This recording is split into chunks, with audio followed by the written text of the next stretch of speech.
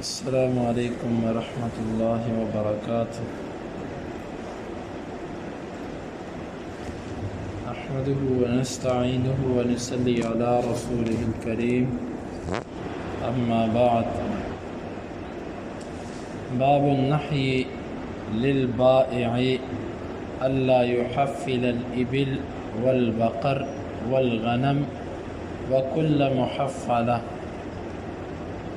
یہ باب ہے بیچنے والے کو منع کرنے کے بارے میں کہ وہ اونٹ، گائے، بکری اور ہر دودھ دینے والے جانور کا دودھ بند نہ کرے۔ والمصرات التي سري لبنها وحقن فيه، اور مسرات اس جانور کو کہتے ہیں جس کے دودھ کو روک دیا گیا اور اس کو جمع کر لیا گیا، بند کر دیا گیا۔ وجمیا، اور اس کا دودھ جمع کیا گیا۔ فلم یحلب ایاما، پس اسے کئی دنوں تک نہیں دوہا گیا۔ واصل التصریتی، اور تصریہ کا اصل معنی ہوتا ہے حبس الماء، پانی روک لینا۔ یقال منہ، اسی سے یہ محاورہ کہا جاتا ہے سریت الماء، میں نے پانی روک لیا، یا آپ اس وقت کہتے ہو اذا حبستہ، جس وقت آپ اس کو روک لیتے ہو۔ اصل میں اس حدیث کے اندر امام بخاری رحمہ اللہ اس باب میں جو مسئلہ بتانا چاہتے ہیں وہ یہ ہے کہ دور جاہلیت کے اندر، بلکہ آج بھی، جتنے دودھ دینے والے جانور ہیں، لوگ جب ان جانوروں کو مارکیٹ میں بیچنے کے لیے لاتے تو ایک دن پہلے، 2 دن پہلے، 3 دن پہلے ان کا دودھ دوہنا چھوڑ دیتے، تاکہ جب مارکیٹ میں ویپاری آئے اس کے سامنے ہم دودھ نکالیں، وہ دیکھے کہ اس کا اتنا زیادہ دودھ نکلتا ہے تو پھر وہ ہمیں ہمارے جانور کے پیسے اچھے دے۔ آج بھی ہوتا ہے، جو دودھ والے جانور ہیں منڈیوں کے اندر، یہ اکثر لوگ اس دھوکے میں دھوکہ دیتے ہیں۔ اب مسئلہ یہ ہے کہ یہ جائز نہیں کہ آپ اونٹنی کا، گائے کا، بکری کا، کسی دودھ دینے والے جانور کا دودھ بیچنے کے لیے اس کا دودھ روکو کہ اس جانور کو میں نے بیچنا، دودھ روک دو تاکہ دودھ زیادہ جمع ہو جائے۔ البتہ آپ کا اپنا جانور ہے، آپ نے بیچنا نہیں ہے، ویسے آپ کسی ضرورت کے تحت دودھ روکتے۔ ضرورت کیا ہو سکتی ہے کہ کل صبح ہمارے مہمان آ رہے ہیں تو ابھی دودھ رہنے دو، کوئی بات نہیں، یہ کل ایک ہی دفعہ دھو لیں گے تاکہ زیادہ جمع ہو سکے۔ یعنی اپنی کسی ضرورت کے لیے دودھ کو نہ دھونا، اس کا جواز کسی حد تک موجود ہے، لیکن کسی کو دھوکہ دینے کے لیے، یہ باور کروانے کے لیے کہ اس جانور کا دودھ بہت زیادہ ہوتا ہے، یہ دودھ روک لینا یہ جائز نہیں ہے۔ اس سے رسول اللہ صلی اللہ علیہ وسلم نے منع کیا، اور امام بخاری رحمہ اللہ لائے ہیں کہ جس کسی نے ایسا کیا، دودھ روکا جانور کا، بعد میں مالک نے جب دودھ دوہا تو دودھ اپنی اصل پہ آنا شروع ہو گیا، دوسرے ٹائم، تیسرے ٹائم پہ پتہ چل گیا اس کا تو ٹوٹل دودھ اتنا ہوتا ہے، تو اس کو سمجھ آ گئی کہ میرے ساتھ دھوکہ ہوا ہے، پھر اس صورت میں وہ کیا کرے گا؟ تو حدیث میں آتا ہے، امام بخاری کہتے ہیں کہ ہمیں بیان کیا ابن بکیر نے، وہ کہتے ہیں ہمیں بیان کیا لیث نے جعفر بن ربیعہ سے، وہ اعرج سے، کہتے ہیں کہ ابو ہریرہ رضی اللہ عنہ نبی صلی اللہ علیہ وسلم سے بیان کرتے ہیں لا تسر الابل والغنم، تم اونٹ اور گائے کے دودھ کو بند نہ کرو۔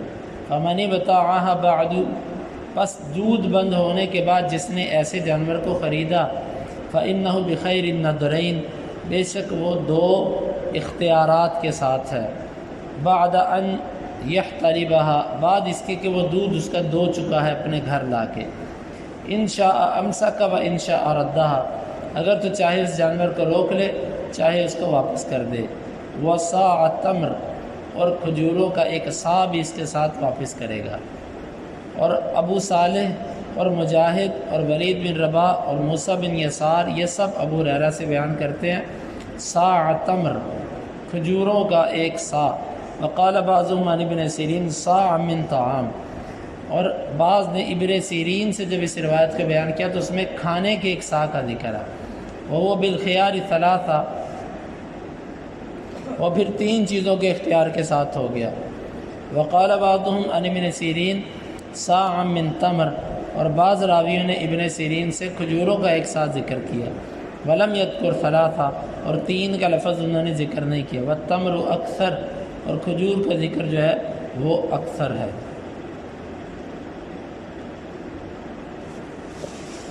کسی نے ایسا جانور خریدا جس کا دودھ بند کیا گیا تھا، اب شریعت کہتی ہے کہ خریدار جو ہے اس کو 2 اختیارات میں سے جو چاہے وہ چن لے، یا تو وہ جانور جا کے اس کو واپس کر کے آئے جس سے خریدا تھا، اور وہ واپس لینے کا پابند ہے شریعت کی نظر میں، یا دوسری صورت یہ ہے کہ وہ کہتا ہے کہ چلو کوئی بات نہیں، اب آ گیا خیر ہے، رکھ لے، برداشت کر لے، اس کی مرضی۔ اگر وہ واپس کرنا چاہے تو بیچنے والا پابند ہے اس جانور کو واپس لینے کا، لیکن جو خریدار ہے جس نے خریدا تھا، جب یہ جانور واپس کرنے جائے گا تو اس کے ساتھ 1 سا کھجور کا دے گا، 1 سا کھجور کا دے گا۔ 1 سا کتنا ہوتا ہے؟ تقریباً 2.25 کلو، 2 کلو 100 گرام، یا بعض کے قول کے مطابق 2.25 کلو کھجوریں وہ اس کو دے گا کہ یہ لے لو۔ یہ کھجوریں کس چیز کی ہیں؟ کس وجہ سے وہ کھجوریں دے رہا ہے؟ احناف کا موقف یہ ہے کہ جناب وہ کھجوریں نہیں دے گا۔ اس مسئلے پہ آ کے انہوں نے اتنی بحث کی ہے، حتیٰ کہ ابو ہریرہ صحابی رسول کو کہا یہ غیر فقیہ ہے، اس کو فہم ہی نہیں تھا۔ تو یہ صحابی رسول کی بھی یہاں پر گستاخی کی انہوں نے، کس وجہ سے؟ کہ صرف یہ ہمارے مذہب کے خلاف روایت ہے۔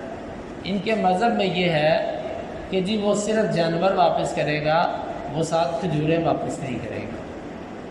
ابو ہریرہ رضی اللہ عنہ کی روایت میں ہے کہ وہ 1 سا کھجور دے گا۔ یہ کہتے ہیں کہ جی کھجوریں کس وجہ سے واپس کرے گا؟ اگر اس نے اس کا دودھ نکالا ہے تو کیا اس نے اس کو پٹھے نہیں ڈالے؟ تو جتنا کہ اس نے اس سے فائدہ لیا ہے اتنے کا اس کو کھانا بھی کھلا دیا، تو کھجوریں کس وجہ سے واپس کرے گا؟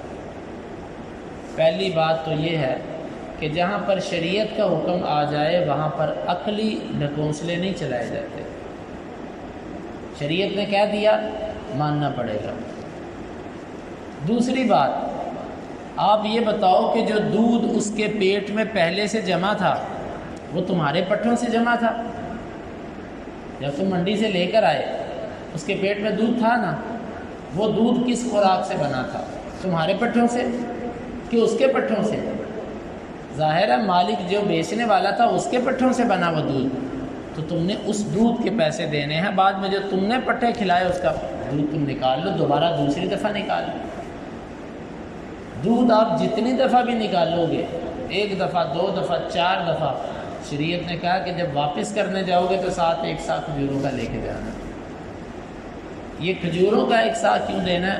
کہ جو تم نے اس کا دودھ نکالا ہے۔ اب دودھ جو پہلا دودھ تم نے نکالا ہے نا، جس پر تم نے پٹھے بھی نہیں دیے تھے، یہ اس کا عوض ہے۔ تو یہ ہے ایک شرعی مسئلہ۔ اب اس پہ اتنی لمبی تفاصیل ہیں، اتنی بحثیں ہیں، انشاءاللہ العزیز ہم کل کے درس میں اس کا خلاصہ آپ کے سامنے رکھیں گے۔